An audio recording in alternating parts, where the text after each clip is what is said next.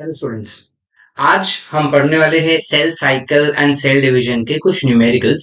Generally इस chapter में काफी सारे न्यूमेरिकल्स हमको आते हैं और वो न्यूमेरिकल्स हम सॉल्व नहीं कर पाते हैं क्योंकि काफी बार हमारे बेसिक अंडरस्टैंडिंग नहीं हो पाती कि वो क्वेश्चन एग्जैक्टली पूछना क्या चाहता है। और हम काफी बार ये नहीं समझ पाते कि इसमें कौन से तरह का लॉजिक लगाना है। तो आज कुछ क्वेश्चंस मैं बना के लाया हूँ। देयर आर सर्टेन क्वेश्चंस जो काफी फ्रीक्वेंटली उस टाइप के क्वेश्चंस पूछते हैं। So let us try to understand those type of questions कि कैसे हम उसको सॉल्व कर सकते हैं, राइट? सो कोई भी अगर हम सेल साइकिल चैप्टर के बेसिस पे कोई भी सम अगर हमको सॉल्व करना है या क्वेश्चन में सॉल्व करना है, तो सबसे पहले हमें उसके कुछ की रूल्स याद रखने होंगे। अब उसके की रूल्स क्या है? द वेरी फर्स्ट की rule is that the number of chromosome, if you are asked how many chromosomes will be found in so and so this thing करके, तो in that case number of chromosomes calculate करने के लिए you have to remember that जितने chromosomes होंगे वो calculate करने के लिए हमें सेंट्रोमियर कितने हैं वो देखने हैं। I hope you are aware कि सेंट्रोमियर क्या होता है बेटा। अगर ये एक क्रोमोसोम है तो सेंटर पे यहाँ पे कुछ नॉट जैसा होता है, इसको हम कहते हैं centromere. Sorry, this what you see or observe is called as centromere, correct? So kitne centromere hai, that will decide how many chromosomes are there. So if I have single centromere, that means one chromosome is there. अगर यहाँ पे मैं एक और structure ऐसा लगा दूं तो फिर भी ये एक ही क्रोमोसोम हुआ। अगर एक और यहाँ पे लगा दूं फिर भी ये एक ही क्रोमोसोम हुआ, बिकॉज अल्टीमेटली सेंट्रोमियर एक ही है बेटा। ठीक है। अगर हमें कैलकुलेट करने की नंबर ऑफ क्रोमैटिड्स कितने हैं, तो हम कैलकुलेट उसको इक्विवेलेंट से करेंगे विद नंबर ऑफ डीएनए। जितने डीएनए होंगे उतने ही क्रोमैटिड्स होते हैं। जैसे इसी सेम स्ट्रक्चर में, अगर इसी सेम स्ट्रक्चर में मुझको आपको बताना होगा, लेट्स से फॉर एग्जांपल यहाँ पे मुझे आपको बताना है कि कितने क्रोमोसोम्स है या कितना डीएनए है इस पर्टिकुलर थिंग में, तो in that case what do we do is we tend to check. एक डीएनए, चलो मैं कलर चेंज कर देता हूँ। एक ये हो गया डीएनए बेटा, so this is 1, this is 2, this is 3. So there are 3 DNA that is present in that single chromosome. That means chromatids कितने हुए बेटा? तो chromatids 3 हो जाएंगे, लेकिन number of chromosome will still remain 1. Alright? काफी बार ये क्वेश्चन आता है कि बाईवैलेंट कितने हैं, बाईवैलेंट कितने हैं करके। So when we talk about bivalent बेटा, what exactly do we understand by term bivalent? Bivalent यानी पेयर ऑफ क्रोमोसोम्स, इतना याद रखो।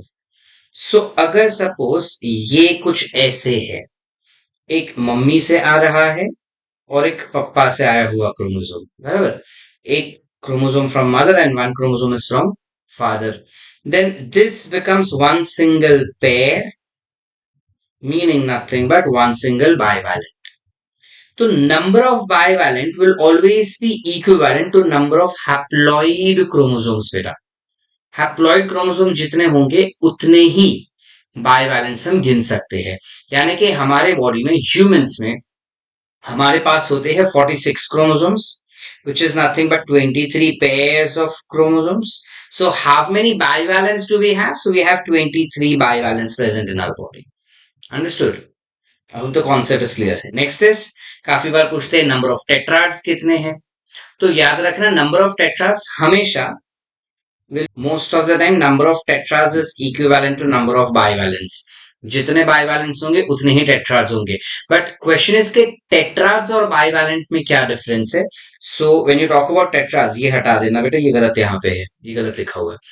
टेट्राड्स क्या होते हैं? इसमें ये एक क्रोमोसोम हो गया, ये दूसरा हो गया, this is bivalent. S phase के बाद कुछ ऐसे डीएनए बढ़ जाएंगे, this is bivalent again, but then इससे हम कहेंगे टेट्राड और ये हो जाएगा हमारा dyads. These are dyads and these are identified to be as tetrads. Alright, ये जो टेबल हमको यहाँ पे दिया गया है बेटा, this entire table that has been provided over here, ठीक है, इसको मैं दे दूंगा लेटर ऑन। ये ऑनलाइन काफी आसानी से मिल जाता है ये पूरा टेबल। ये टेबल हमें बेसिकली जूम कर देता हूं मैं, ताकि ज्यादा क्लियरेंस आ जाए, हमको आइडिया आ जाए। ये हमें काफी क्लियर आइडिया देता है कि नंबर ऑफ क्रोमोसोम्स और क्रोमैटिड्स हमें किस प्रकार से कोरिलेट करके कैलकुलेट करना है। ये अगर हम पूरा रट लिए तो आसानी से सॉल्व हो जाएगा, बट देन तुमको खाली वैल्यूज सब्स्टिट्यूट करने आने चाहिए इसके अंदर. You need to substitute the values very nicely. Like it has been said G one phase में over here. Okay, here in G one phase when we talk about, तो इस जीवन फेस के अंदर हमारे बॉडी के अंदर 46 क्रोमोसोम्स होंगे और नंबर ऑफ क्रोमैटिड्स भी उतने ही है.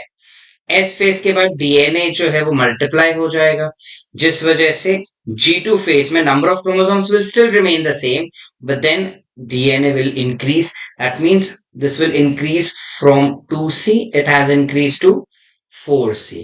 ऑलराइट बेटा, are we clear up till here? whereas this remains 2n का 2n only. ठीक है, प्रोफेस, मेटाफेस, एनाफेस, थीलोफेस सब में सेम ही हमको ऑलमोस्ट दिखाई दे रहा है, which respect to number of DNA remains the same. But as far as number of chromosomes is concerned, anaphase में हमारे जो सिस्टर क्रोमैटिड्स होते हैं वो सेग्रीगेट हो जाते हैं कुछ इस प्रकार से, and that is the reason that number of chromatids will always increase in this. Alright बेटा, or of course end of the mitosis the number of chromosomes and DNA will remain similar. Likewise जब meiosis का बात करेंगे हम बेटा, so meiosis के prophase से लेके throughout, that is prophase से लेके टिलोफेस तक, number of chromosomes and the number of DNA will remain same. The only difference यहाँ पे अगर हमको देखना होगा is that कि number of DNA will increase, मतलब जो G1 फेस G2 फेस की बात करेगा वो डीएनए सिमिलर रहेगा. ठीक है, और and of the meiosis 1 the number of chromosome becomes half, it becomes 23, and number of DNA will also become half, meaning it will come to the original value that was there, which is 46. So is the reason it is called as reduction division. After that meiosis 2 का जब बात करेंगे हम, तो उसमें anaphase के दौरान number of chromosomes will increase, telophase में also it will remain increase, and ultimately segregate होकर it will come down to the same number जितना पेरेंट में था. So there will be no change and hence it is also referred to as equational division. As far as DNA is concern it will come to the similar number as the amount of chromosomes. ठीक है, बस इसी concept को लेके हमें आगे चलना है और इसी को डिटेल में समझना होगा आगे बेटा. So let's try to solve questions one by one. We come to the first question for the day. Now, what is this question saying? So, बता रहे कि an egg cell has a 5 picogram of DNA in its nucleus. How much amount of DNA will be at the end of G2 phase? So, थोड़ा बड़ा कर देता हूँ. At the end of G2 phase of mitosis, mitosis के अंत में कितना DNA होगा सेल के अंदर. Now when it is asking, when it is saying about egg cell, it is pretty obvious कि एग सेल के बारे में बात कर रहा है, यानी we are talking about haploid. So haploid number of DNA is 5 picograms बेटा, राइट, यानी 2n will by default become what, 10 picograms. तो आइडियली G2 फेस अगर हम बात करें, if we talk about G2 phase, तो क्या होना चाहिए? देखो, इसको सॉल्व करने के दो तरीके हो सकते हैं. एक, या तो तुम कंसिडर करो कि जो ऑर्गेनिज्म है वो हैप्लॉइड है. दूसरा, तुम कंसिडर कर सकते हो कि ऑर्गेनिज्म डिप्लॉइड है. अगर हम कंसिडर करते हैं कि ऑर्गेनिज्म हैप्लॉइड है, तो क्या होगा वो हमें देखना है. So in that case, if this is the cell, this is an organism which has 5 picograms of DNA. ठीक है, now as soon as this particular, ये तो G1 फेस का हो गया, जैसे ही G1 फेस से वो आगे जाता है GS फेस में आ जाएगा, तो वो डबल हो जाएगा, which will be what, 10 picograms will be S phase, and thus in G2 phase also it will remain same, कुछ इस प्रकार से. Yes or no beta? So in that case, my answer over here should be 10 picograms. But I don't have any option. यहाँ पे हम देख सकते हैं कि एक भी ऑप्शन हमें 10 पिकोग्राम का है ही नहीं बेटा. नो ऑप्शन में 10 पिकोग्राम. सो ये जो हमारा अजम्पशन है कि जो ऑर्गेनिज्म है वो हैप्लॉइड होगा, ये गलत अजम्पशन है. हमें जाना होगा कि ऑर्गेनिज्म डिप्लॉयड है, so we start with what, this is nothing but 5 picograms, but this is for n type of cell. So 2n देखना होगा हमको, which is this, that becomes 10 picograms. Now this 10 picogram is in G1 phase. जैसे ही ये आगे जाएगा in the next phase, which is S phase में, ये double हो जाएगा बेटा. So 10 का हो जाएगा 20 picograms. This is your S phase, as well as you can consider this to be as your G2 phase. Ultimately तो वो सेम ही होगा S और G2 में. So my final answer over here becomes what beta? My final answer over here becomes 220 picogram. That means D will be the correct option to mark. ठीक है. दूसरे type का question जो हमें पूछा जा सकता है is that where you have, it's been saying that a cell division time is 1 minute, यानी सेल जो है वो 1 मिनट में डबल हो रहा है. ठीक है. काफी बार इन लोग cell division taking time 1 minute की जगह पे डबलिंग टाइम इज 1 मिनट ऐसे भी आ जाता है. ठीक है. ना इन 2 मिनट्स ये गलत दिया है, यहाँ पे 2 नहीं 20 होना चाहिए. ठीक है. Just I'll correct the question. It has to be 20. In 20 minutes, a culture tube is 1/8 filled. The culture tube is filled by 1/8. ठीक है. With the cells. When will the tube fully filled? वो बता रहा है कि ये हमारे पास एक टेस्ट ट्यूब है. ठीक है. इस टेस्ट ट्यूब का आधा फिल हुआ है. This is half. ठीक है. हाफ का भी हाफ अगर हम गिनेंगे तो दैट विल बिकम 1/4. 1/4 का भी आधा अगर हम करेंगे तो that becomes 1/8 for us, right. This becomes 1/8, right. अब वो बता रहा है कि इतना 1/8 भरने के लिए उसे लग रहा है 20 मिनट्स, राइट. अब वो 1/8 जब डबल होगा यानी वो मल्टीप्लाई होगा. 1 से 2, 2 का डबल 4, 4 का डबल 8, और हर डबलिंग में 1-1 मिनट लग रहा है. ठीक है. चलो बेसिक से शुरू करता हूं. ये एक सेल हुआ. ये एक सेल जब मल्टीप्लाई होके 2 सेल बन रहे हैं तब हमें 1 मिनट लगेगा बेटा. This one cell getting multiplied to form 4 cells, again it will take 1 minute, यानी टोटल 2 मिनट हो गया. 4 cell getting multiplied into 8 cells will again take 1 minute beta. This 8 cells multiplying into 16 cells will again take 1 minute. यानी हर एक एक minute में चीजें double होती जा रही है. मानते हो ये बात बेटा? तो यहाँ पे जो हमने कॉन्सेप्ट यहाँ पर हम जो देख रहे हैं इस वाले कॉन्सेप्ट में, यहाँ पर ये 1/8 को डबल होने के लिए, 1/8 जब डबल हो जाएगा, 1/8 जो है वो जब डबल हो जाएगा, ये डबल होके हो जाएगा 1/4. तो इसको 1/4 होने के लिए फॉर 1/8 को मल्टीप्लाई बाई 2 किया तो वो 1/4 हो जाएगा. तो इसके लिए उसे 1 मिनट लग रहा है बेटा. सो अगर 1/8, if 1/8 is taking 20 minutes, then 1/4 will take 21 minute. Obvious है. 1 मिनट में 1/4 हो जाएगा. अब 1 मिनट में जब 1/4 हो रहा है तो 1 और मिनट में हाफ हो जाएगा. 1 और मिनट में हाफ से वो फुल हो जाएगा. यानी 20 मिनट प्लस 1 मिनट में half, sorry 1/4. 1/4 plus 1 minute is half. Half plus 1 minute is full. So total हमारा आंसर आना चाहिए 23 minutes. Right. So 23 minutes become our answer. ठीक है. Next question.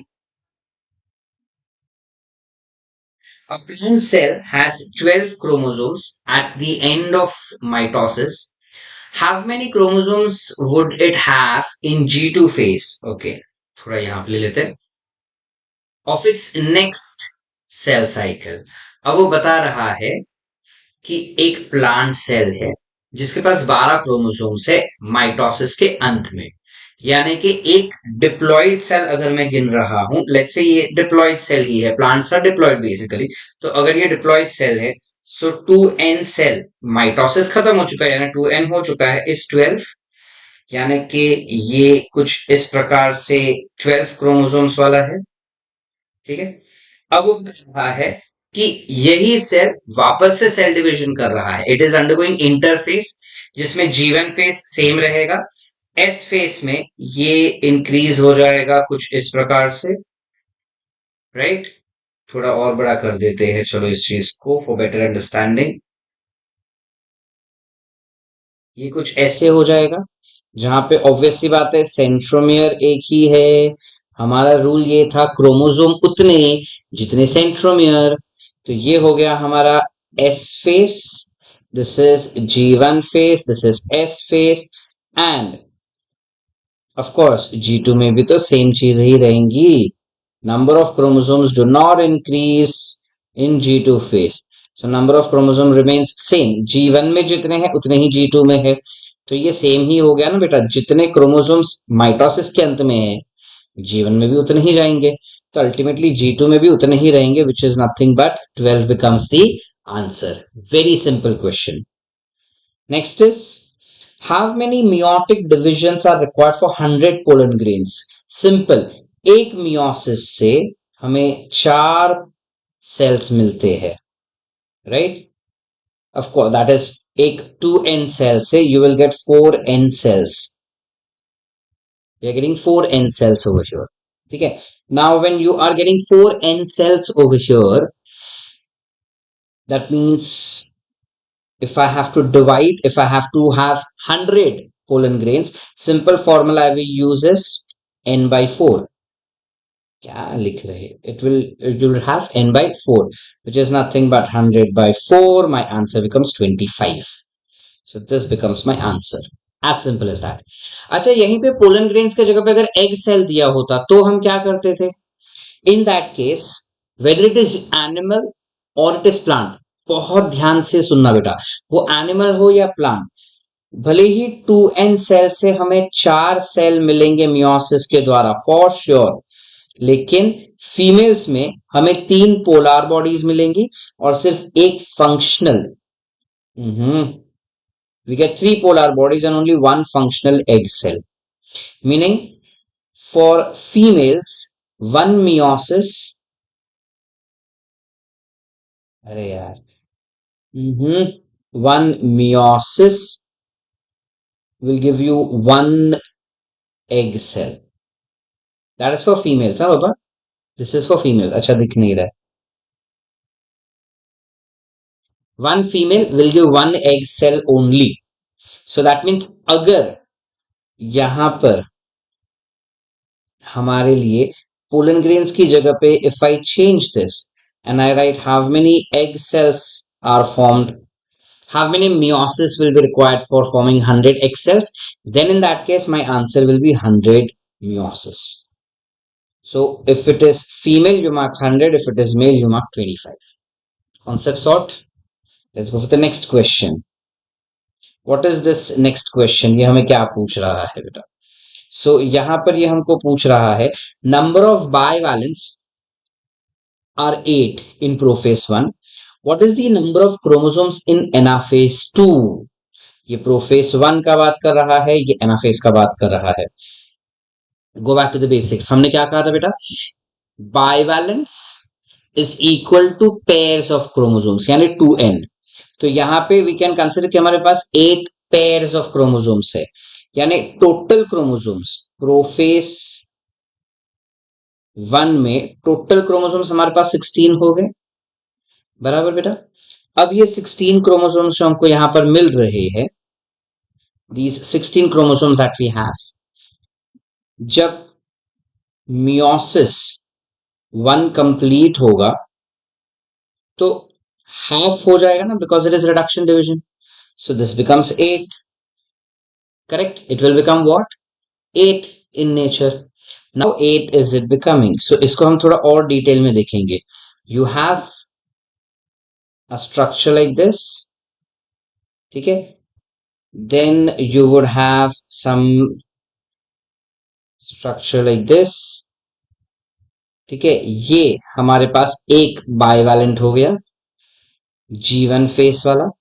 अब आ जाएगा हमारे पास ये bivalent of S and G2 face ले रहे हैं, तो बाय डिफॉल्ट प्रो फेस में भी तो यही रहेगा। ठीक है, जब ये एना फेस में जाएगा तो ये बाइवैलेंट जो है वो टूट जाएगा, एक यहां पर और एक इस तरफ। यानी एंड ऑफ मियोसिस अगर हम देखें, अगर ये 8 है मियोसिस देखें तो these were 8 pairs. Now you have 8 in one and 8 in another one. Correct? There is 8 in one and 8 in another one. ठीक है, अब when we go slightly more ahead to understand this, during anaphase 2 what happens? So इसी को हम आगे खींच के लेके जाएंगे। जब हम आगे खींच के लेके जाएंगे तो you will have one chromosome here and one chromosome over here. ठीक है, so this 8 chromosome, this will again become 16 over here, so answer over here should be 16। Options में गलत दिए है अपने को। ठीक है, इट विल बिकम 16, यहाँ पे गलत दिया है, ये 13 की जगह पे 16 होना चाहिए। ठीक है, answer over here will be 16। Alright, I hope the concept is clear बेटा। Going ahead for the next, which is 7th question over here. ठीक है, यहां पे बता रहा है that if for a species 2n is 16, ठीक है, यानी देयर आर 8 पेयर्स अगेन। ठीक है, then during first prophase and second prophase of meiotic division of cell cycle, how many, typing error है, how many tetrads and dyads would be formed. ना इस question में अगर हम देखेंगे तो बता रहा है कि एक स्पीशीज है। ठीक है, what is this question saying us? एक स्पीशीज है जिसका 2n is 16, first prophase and second prophase में कितने टेट्राड्स एंड डायाड्स होंगे? Number of tetrads are equal to number of dyads, number of tetrads are equal to number of bivalents, we agree that. Now here 2n is 16, meaning we have 8 pairs over here, which is 8 bivalents, so by default 8 tetrads आ रहा है as answer। तो ये तो दोनों हट गया हमारे लिए, बचे दो ऑप्शन। अब वो बता रहा है कि डायाड्स कितने होंगे। हमें पता है कि टेट्राड्स अगर हमारे पास 8 है, if there are 8 tetrads meaning there are 8 pairs. Now these 8 pairs जब स्प्लिट हो जाएंगे, यानी 16 क्रोमोसोम्स जब स्प्लिट हो जाएंगे, तो you will have 8 chromosomes and 8 chromosomes as meiosis 1 में, मतलब and of the meiosis 1 you will have 16 and 16। ठीक है, चलो बताता हूँ, यहाँ पे करके बताता हूँ। ये कुछ ऐसे है हमारे पास, ये हो गए हमारे 8 टेट्राड्स। ठीक है, अच्छा अगर मैं 1 कंसिडर कर रहा हूं, this is my single tetrad. ठीक है, now this single tetrad will go ahead, आगे बढ़ेगा और कुछ ऐसे जाएगा, दो सेल्स बन जाएंगे इसके। So I am having what, one dyad and one dyad, yes और नो, यानी number of tetrads is equal to number of dyads in this question, so my answer over here becomes this, which is C। ठीक है, next question पे चलते हैं। If an organism, in an organism, if normal diploid number of chromosome is 8, how many chromatids are present in each daughter cells at the end of meiosis? Very simple, अगर हमारे पास chromosomes 8 है, ठीक है, normal diploid number of chromosomes is 8, यानी 2n is equal to 8, n will be how much? ठीक है, देखो बेटा, नंबर ऑफ क्रोमोसोम्स और क्रोमैटिड्स का जो रिलेशन है वो एस फेज के बाद चेंज होता है, लेकिन पूरा रिएक्शन यानी पूरा डिविजन होने के एंड में नंबर रिमेन्स सेम। मतलब वहां पे क्रोमैटिड और क्रोमोसोम का नंबर चेंज नहीं होता, वहां पे क्रोमोसोम और क्रोमैटिड का नंबर सेम ही रहेगा। ठीक है, तो इस क्वेश्चन में बता रहा है कि अगर हमारे पास डिप्लॉयड नंबर ऑफ क्रोमोसोम्स 8 है, ठीक है, तो chromatids eight the end of meiosis कितना होगा? तो पहले तो अगर ये 8 क्रोमोसोम्स है, तो नंबर ऑफ क्रोमोसोम्स n में हो जाएंगे 4. Total number of chromosome is equal to total number of chromatids in this condition. तो then my answer will be 4 over here. ठीक है. फिर भी जिनको नहीं समझा है उनको मैं वापस कह देता हूं. ये ऐसे मेरे पास लेट्स से 2 क्रोमोसोम्स है. ठीक है. Which is equivalent to 8 for now. ठीक है. जब मियोसिस होगा तो मेरे पास ऐसे हो जाएंगे. एक सेल में एक एक रहेगा यानी 8 का हाफ विच इज 4 हो जाएंगे. Number of chromosomes is equal to number of chromatids ना बेटा. Number of chromosomes over here is equal to number of chromatids. Correct? So that is what we are trying to prove. Hence proved. Next. वो बता रहा है the fruit fly. है typing error है यहाँ पे. This is fruit fly. The fruit fly has 8 chromosomes which is deployed in each cell. During interphase of mitosis, if the number of chromosomes at G1 phase is 8, what would be the number of chromosomes after S phase. Number of chromosomes तो change होते ही नहीं भाई. DNA change होता है, chromatid change होते हैं. So answer over here will B 8. ठीक है. Next. Yes, this is very very interesting question बेटा. देखो ये क्या बता रहा है. Identify the faces from the graph given below that shows the change in DNA content during various phases from A to D of mitotic cell cycle. पहले जो number of chromosome है वो A है विच इज 2C है content. फिर C में वो 4C हो जाता है पूरी तरह से.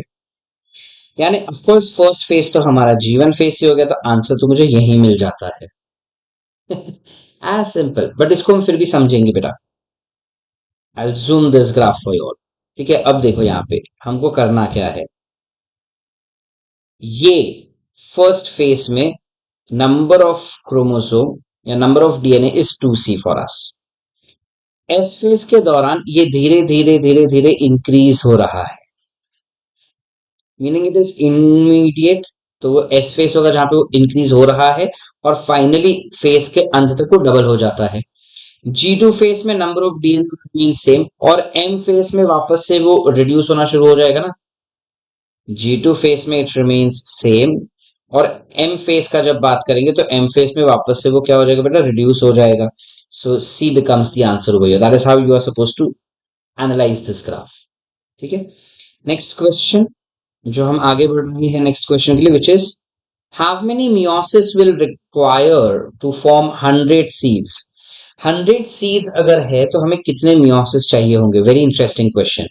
पहले हमें ये देखना है कि सीड्स बनाने के लिए हमें कितने मेल और कितने फीमेल चाहिए. तो ऑब्वियसली अगर हमारे पास 100 सीड्स हमें चाहिए तो इन 100 सीड्स के लिए थोड़ा और पतला कर देते हैं. इन 100 सीड्स के लिए आई विल रिक्वायर 100 मेल. ठीक है. And I will require 100 female. 100 female cells and 100 male cells. बराबर. They will fuse to give you 100 seeds. 100 male cells बनाने के लिए हमें 25 meiosis लगेंगे and 100 female cells बनाने के लिए we will require 100 meiosis. We have already discussed this. मैंने पहले questions में ही ये चीज already आपको बता चुका हूं बेटा कि females में number of meiosis will be equal to number of cells, whereas in male में you will have to make it n by 4. You will have to make it n by 4 in females is what we have already understood over here.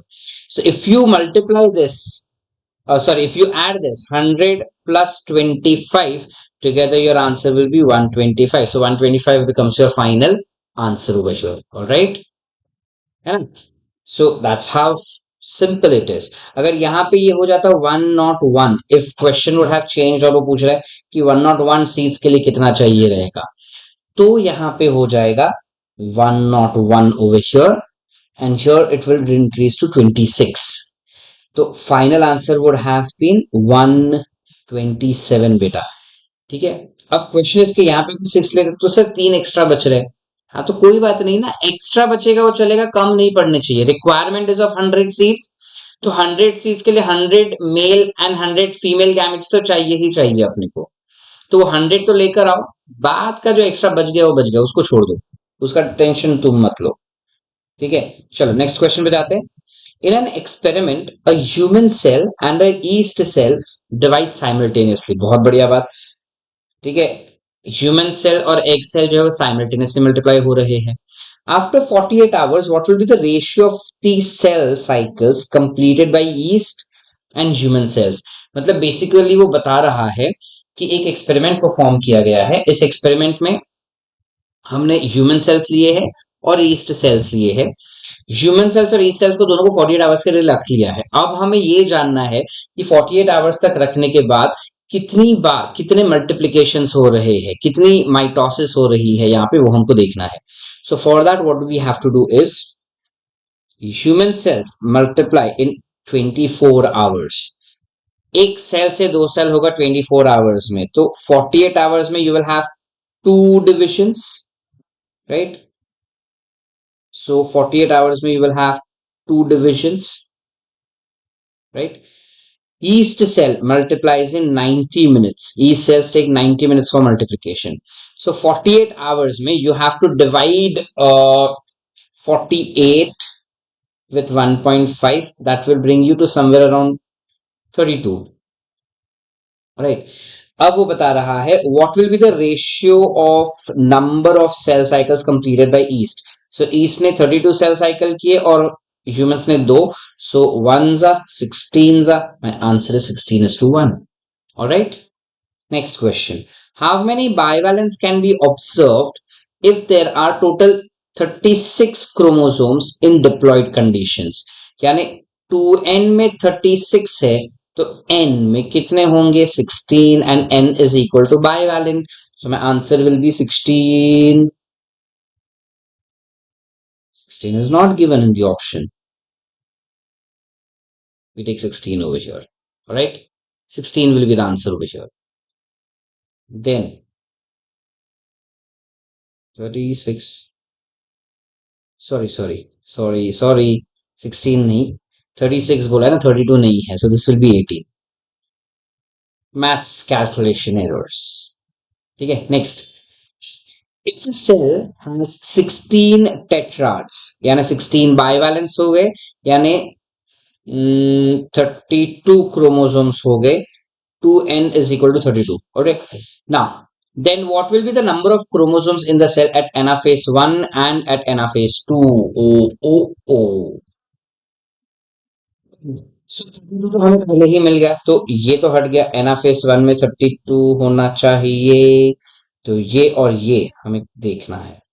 Anaphase 1 में 32 हो गए chromosomes. ठीक है, अब वो number of chromosome becomes half. So when number of chromosomes are becoming half at the end of meiosis you have 16। ठीक है, चलो मैं ये एकदम ध्यान से देखना क्या बता रहा हूं। ये कुछ ऐसे हो गया, ठीक है, ये हो गए है 32। जब ये आगे बढ़ेंगे हमें कुछ दो सेल्स मिलेंगे कुछ इस प्रकार से। सो 32 का हाफ हो जाएगा 16 एंड 16। ये हमारा है प्रोफेस 2, ये हमारा हो गया लेट्स से प्रोफेस 1, या फिर एनाफेस 1 कह दो इसको, कोई फर्क नहीं पड़ता बेटा, सेम ही है। ठीक है, अब ये जो प्रोफेस 2 वाले क्रोमोसोम्स है ये आगे जाएंगे फॉर एनाफेस 2। जब ये एनाफेस 2 के लिए जाएंगे 16 को ही कंसिडर करते हैं एक ही सेल्स के लिए, सेंट्रोमियर इसका टूट जाएगा। सो जो यहाँ पे 16 थे अब वो मल्टीप्लाई मतलब डबल हो जाएंगे, डबल हो गया तो ये हो गया 32। सो यहाँ पे भी 32, यहाँ पे भी 32, आंसर हो गया C for us. Alright, number of tetrad will be equal to number of dyads. ये सेम क्वेश्चन, सिमिलर क्वेश्चन हम ऊपर भी कर चुके हैं बेटा। चलिए एक और question. How many how many mitosis will be required for formation of 16 male gametes in angiosperms?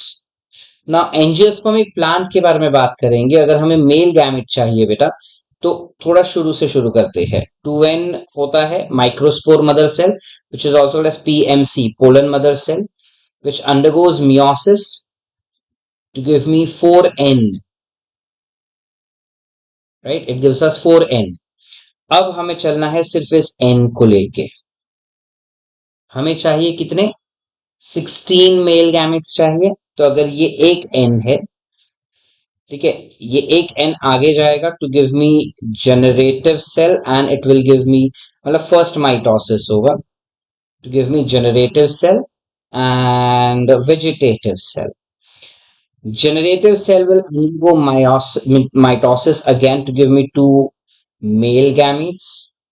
यानी दो मेल गैमीट बनाने के लिए, दो मेल गैमीट बनाने के लिए हमें चाहिए होंगे दो माइटोसिस, जिससे ये काफी साफ जाहिर हो गया। तो 16 के लिए हमें कितने माइटोसिस चाहिए? 16, as simple as that. All right, beta. Yeah, so these were few of the questions that we were supposed to discuss. That is the end for today's video. If you still have some MCQs which you all are finding it difficult to solve with regarding to this, you all can pull that down in the chat box. और मैं वापस से आपको ये एक table यहाँ पे display में डाल देता हूँ, सो दैट जब जब आपको सॉल्व करना हो तब आप खुद से ही इसको सॉल्व कर सकते हैं। Just erase this one. Okay, here I've erased and I am zooming this particular thing for you all. Here I've zoomed it. Okay. So you can take a screenshot. Screenshot में मैं भी आ जाऊंगा साथ में। ठीक है, you all can take a screenshot over here for better vision. All right. Fair. So I hope this was a helpful video. If there are any doubts still, you all can put down and we can discuss that in the next video again. Thank you.